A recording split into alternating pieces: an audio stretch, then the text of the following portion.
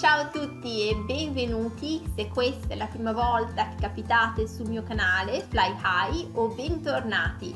In questo episodio vedremo il significato dell'espressione essere al settimo cielo.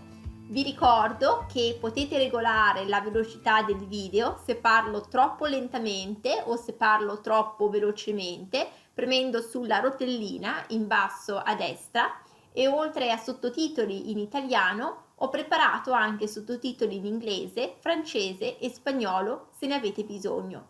Essere al settimo cielo è un'espressione che significa essere felicissimi, essere estremamente felici, essere al colmo della felicità, provare una felicità immensa, insomma, mi sono spiegata, quindi è una sensazione di felicità immensa. Per esempio, ho passato l'esame di matematica, sono al settimo cielo.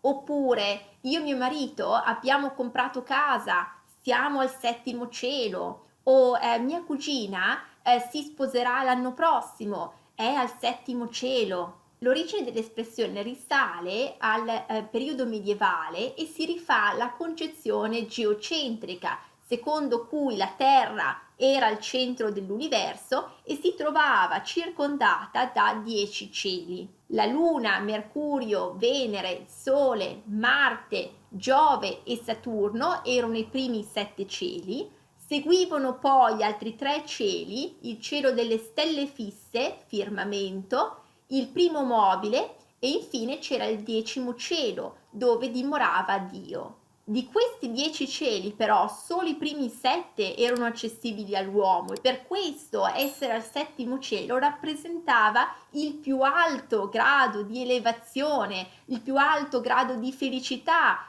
raggiungibile dall'uomo. Tra l'altro, parlando di settimo cielo, è un fatto curioso, ma non solo nella teologia cristiana si parla di diversi strati, di diversi cieli, ma anche in quella islamica il paradiso è suddiviso in 7 strati e nella teologia ebraica lo strato più elevato è il settimo, dove appunto si trova il trono di Dio circondato dai 7 arcangeli.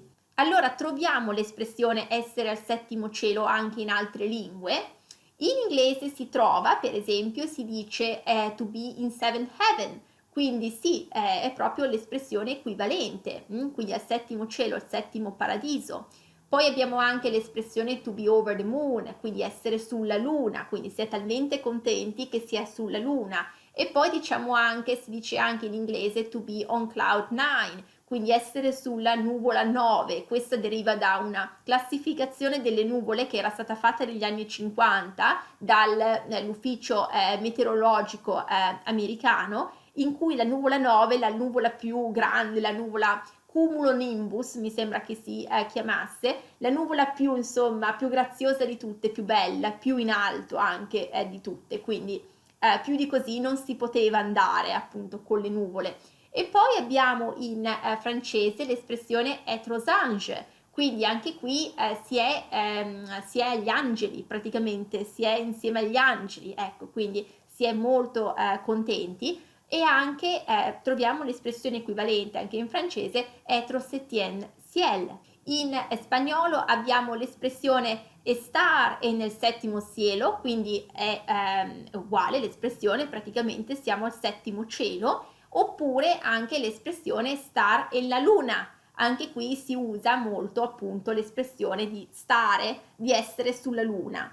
In tedesco troviamo l'espressione im siebten Himmel sein, quindi anche qui è l'espressione equivalente del settimo cielo, oppure anche l'espressione auf Wolke 7 schweben, quindi anche qui però è la nuvola 7. E infine col russo, perché io di altre lingue non ne conosco, col russo abbiamo l'espressione Nasid Mom Nievie, quindi anche questo al settimo cielo. E insomma fatemi sapere se nella vostra lingua esiste questa espressione, se appunto non era tra le lingue che ho menzionato, e appunto se c'è un'espressione equivalente oppure quali altre espressioni utilizzate per dire che si è estremamente felici, che si è al settimo cielo. Fatemelo sapere nei commenti. E questo è tutto per il video di oggi, spero che vi sia piaciuto e se sì mettete un like e considerate iscrivervi al canale così che non perdete nessun nuovo episodio. Allora vi auguro una buona giornata, un buon proseguimento, continuate a seguirmi e alla prossima. Ciao ciao!